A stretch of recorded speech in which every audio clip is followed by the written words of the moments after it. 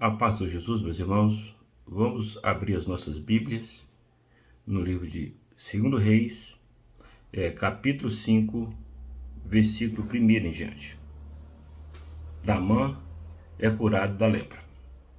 Assim diz o Senhor, e Naamã, chefe do exército do rei da Síria, era um grande homem diante do seu Senhor, de muito respeito, porque por ele o Senhor dera livramento aos sírios. Este varão, homem valoroso, porém leproso. O texto se refere a um general do exército do rei da Síria. Era um homem extraordinário pela palavra de Deus. A palavra diz que ele era chefe do exército do rei da Síria. Era uma das funções que ele tinha naquele exército. Ele era um grande homem diante do seu Senhor, de muito respeito, varão valoroso, porém leproso. Então, se define 5 características boas deste homem. Porém, havia uma que iria anular todas as demais na vida dele. Era a questão da lepra. Quem era cometido dessa doença no passado, certamente essa pessoa ela já estava definida, ela já estava, podemos dizer assim, sentenciada à morte. A situação dele era uma situação muito difícil. Por mais que ele era um grande homem, imagine bem se você, na condição de um ser humano, hoje, vamos falar a nível Brasil, se você tivesse pelas suas mãos, você desse livramento a toda esta nação brasileira. Certamente você era aclamado e respeitado onde você chegasse. Assim era a situação desse homem. Um homem que era respeitado diante de todo o povo assírio. E agora a Bíblia diz que ele, acometido da lepra, os dias dele agora sentenciado à morte, que não tinha cura para a lepra na época. Mas Deus sempre coloca alguém ao nosso lado. Deus sempre coloca uma pessoa que vai nos ensinar, vai nos falar, vai nos apontar o caminho. E Deus colocou justamente uma adolescente, uma criança, podemos dizer assim. Ela era uma escrava da senhora de Naamã, da esposa de Naamã. Era uma menina que veio presa de Israel para a Síria. Era uma criança que agora estava numa situação que ela foi para a Síria, não foi por vontade própria, porque o escravo, ele, na condição dela principalmente, que foi Israel, foi vencido pelos assírios, pelo braço forte da mãe do seu exército. Com tudo isso, essa criança, ela leva dentro de si um sentimento. Qual era o sentimento? O sentimento de falar dos deuses de Israel. E ela diz, oxalá que se o meu Senhor estivesse na terra de Israel. Se ele conhecesse o profeta que há em Israel, certamente ele o restauraria a sua lepra. Precisamos aprender uma coisa. Diante dos momentos desfavoráveis a nós, diante das dificuldades que nos se opõem a nós, o que precisamos entender que nós precisamos servir a Deus não só nos momentos favoráveis, até nos momentos que não são favoráveis a nós. É o que aquela menina fez. Este é o papel, o perfil de um homem da obra de Deus, de um servo do Senhor. Ela não só servia a Deus no momento que ela estava em Israel, quando estava tudo transcorrendo muito bem, mas no momento de dificuldade, ela continuava falando do Senhor. O servo do Senhor, ele age dessa forma. Em momentos favoráveis, ele fala de Jesus, E em momentos difíceis ele fala do Senhor também. E quando ela fala, se o meu Senhor estivesse diante do profeta que há em Israel, que coisa gloriosa. Era o desejo do coração dela. Era o desejo da vida espiritual dela. Porque ela conhecia o profeta que havia em Israel. Ela conhecia o profeta que havia na terra de Israel. É preciso nós, na condição de servos do Senhor, compreendermos esse assunto muito bem. Não importa a circunstância que você está vivendo. Se você está em um momento de glória ou no momento de dificuldade. O servo, em qualquer situação, ele é servo. Existe uma mensagem pregada pela teoria da prosperidade. Que quando as coisas estão boas, nós servimos a Deus. Não. Servo do Senhor, ele serve ao Senhor ou na condição de rei ou na condição de escravo. Porque o reino de Deus, ele não é comida nem bebida, mas é justiça e paz e alegria do Espírito Santo. Acreditamos que há pessoas que vivem momentos bons na sua vida saúde, na sua vida social, na sua vida econômica, e há servos também que vivem em momentos difíceis, mas são servos de Deus. Porque na eternidade não entrará o seu carro importado. Na eternidade não entrará a sua fazenda, o seu campo, os seus negócios, sua joia, o seu ouro. Não. Sua condição intelectual ou não intelectual. Entrará tão somente a sua alma. E ela diz, se meu Senhor estivesse na terra de Israel. E quando Naamã sabe disso, Naamã rapidamente vai ao rei da Síria e fala, eu fiquei sabendo que em Israel existe alguém que pode resolver o meu problema. Rapidamente o rei da Síria escreve uma carta a próprio punho ao rei de Israel, fala, estou enviando Naamã, meu servo. É uma pessoa que eu estimo muito. Por favor, resolva o problema dele. Nos momentos difíceis, o que aconteceu?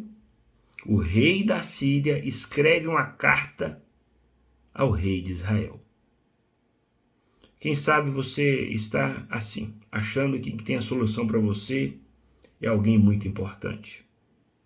É o rei de Israel. É o presidente do nosso país. É o presidente das Américas. Não. Quando ele chegou e levou a carta, levou muita prata, muito ouro, 10 vestidos de linho puríssimo, que só quem vestia era a realeza na época. E quando ele chegou diante do rei de Israel, o rei de Israel rasgou os seus vestidos. E disse, sou eu Deus para matar e para vivificar? Eu não tenho nem poder nenhum sobre esse assunto. Eu estou até desconfiando que o rei da Síria novamente está buscando uma ocasião contra mim. Ele rasgou os seus vestidos, mostrando para nós que o governo dessa última hora, o governo humano, o governo de pessoas, são governos fragilizados. São governos que não têm poder. Poder material pode ter, mas no campo espiritual, quero resolver uma questão espiritual. Porque o surgir da lepra no passado, em quase todos os momentos, era devido ao pecado. Quando o homem pecava, ele era acometido dessa doença. E se tratando do campo espiritual, do pecado espiritual, que tanto rodeia a vida do homem, só o Senhor tem poder para resolver e solucionar o pecado que há sobre a vida do homem. Ele rasgou as suas vestes, ele ficou com vergonha, ele falou assim, eu não tenho poder, eu não tenho como resolver o problema de você, Naamã. Mostrando que esse governo humano, esse governo de pessoas, é um governo cheio de limites. Mostrando que esse governo é um governo que está despido. O governo humano é um governo despido. Os governos humanos passam, já repararam já? Fulano surgiu, agora morreu. Fulano surgiu e fez um bom, mas agora acabou. É o governo humano. Mas o governo do Senhor, de eternidade a eternidade, tu és Deus. Ele continua de pé. E a palavra diz que agora ele chega e fala agora, assim, ó. Quando Eliseu, o homem de Deus, sabe que o rei de Israel rasgou as suas vestes, o que ele fez? Por que rasgaste as tuas vestes, ó rei de Israel? Deixa Naamã vir a mim, e saberás que há profeta em Israel. E agora o rei de Israel direciona Naamã a Eliseu, homem de Deus. E quando Naamã para a porta de Eliseu, Eliseu tão somente fala assim, ó, vai e lava-te 7 vezes no Rio Jordão e serás purificado da sua lepra. Amados, o que fica para nós de ensinamento dessa palavra maravilhosa da parte do Senhor, que todo o poder está com o Senhor. E naquele momento a palavra diz que o rei Naamã ainda leva todos novamente os seus carros, os seus cavalos, porque as pessoas vão perante Deus achando que vai impressionar Deus com algum benefício material, loucura. Deus não é Deus de barganha, Deus não negocia a bênção dele com ninguém. Você não precisa, se você dá, você recebe, você não precisa de nada disso. Filho, dar-me o teu coração. O que Deus quer de você, amado, é o seu coração. Deus não quer a sua prata, Deus não quer o seu ouro, Deus não quer o seu carro. Aí fica assim, ó, se você está passando dificuldade é porque você não foi fiel a Deus. Barganha. Isso é triste, isso é uma coisa tão que desagrada tanto ao Senhor na eternidade. O que o Senhor quer de você, o que o Senhor queria de Naamã é tão somente o coração dele. Lava-te 7 vezes no Rio Jordão e sua carne será purificada. E ele começou agora a questionar, não são Abana e Farpá, rio de Damascos, melhores que as águas do Jordão? Eu não podia lavar lá e ser purificado? Por que lavar 7 vezes no Jordão? Fala da obediência tão somente ao Senhor que o Senhor queria de Naamã. Ele vai, os seus servos o convencem, não, Naamã. É uma revelação, é a orientação do Senhor. Lava tão somente 7 vezes, ficarás purificado. Ele mergulhou 1 vez, 2 vezes, 3 vezes, 4 vezes, 5 vezes, 6 vezes, 7 vezes. Quando ele sai nas 7 vezes, que ele sai do Rio Jordão, ele imergiu nas águas e saiu, a sua carne se tornou como a carne de um menino, de uma criança. Fala do novo nascimento. Quando nós aceitamos Jesus, nós nascemos de novo. As coisas velhas se passaram, tudo se fez novo. Se alguém te ensinou para você, que você aceitou Jesus, você pode continuar na sua velha vida, o velho homem, continuar nas suas velhas práticas, essa pessoa está te mentindo para você. Ele está com uma canção de ninar para você. Ele não está sendo verdadeiro com você. Ele não está sendo justo com a sua salvação. Ele quer tão somente ganhar aderentes, seguidores a ele. Salvação não é isso. Salvação é mudança de vida. Salvação é mergulhar 7 vezes. Salvação é transformação. Se onde você está, o seu líder está te ensinando que salvação é transformação, continue. Se o seu líder está dizendo que você tão somente pode continuar com a sua velha vida, saia fora. Isso não agrada o Espírito Santo. Nós não precisamos, a palavra diz, não vos conformeis com este mundo, mas transformai-vos pela renovação do vosso entendimento, para que saibeis e experimenteis qual seja a boa, perfeita e agradável vontade de Deus. O que Deus quer nos ensinar neste momento, que salvação é mudança de vida, é transformação. E quando ele sai, a sua carne se transformou como menino. Aquele que nos transformar, não nascer de novo como menino, não tem parte comigo no meu reino, assim diz o Senhor Jesus. Um dia, o Senhor nos direcionou a esse caminho glorioso. Lavar no Rio Jordão 7 vezes, fala também da mudança de comportamento, de atentar à voz do profeta, de atentar para a voz do Senhor, de atentar para a voz daquele que um dia remiu a nossa alma. Amados, Evangelho é novo nascimento. Evangelho é mudança de vida.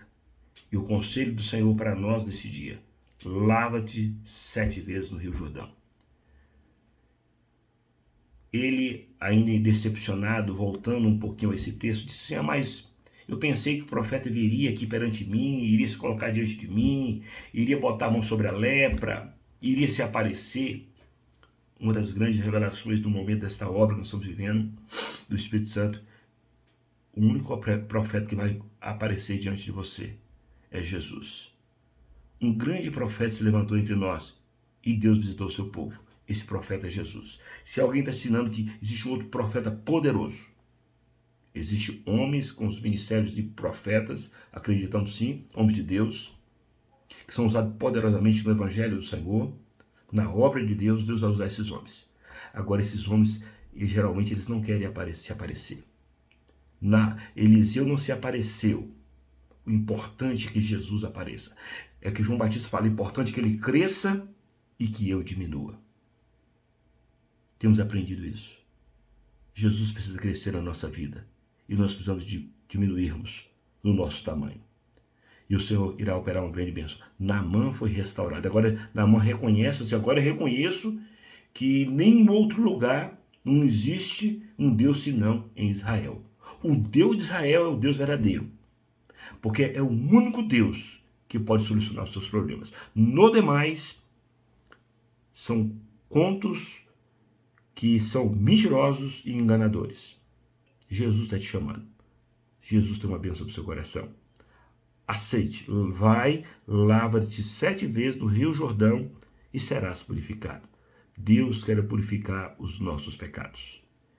E lavar 7 vezes é lavar as nossas vestiduras no sangue do Cordeiro, no Espírito Santo do Senhor. Aí nós seremos transformados pelo Senhor.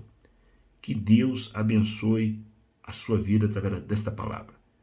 A paz do Senhor Jesus.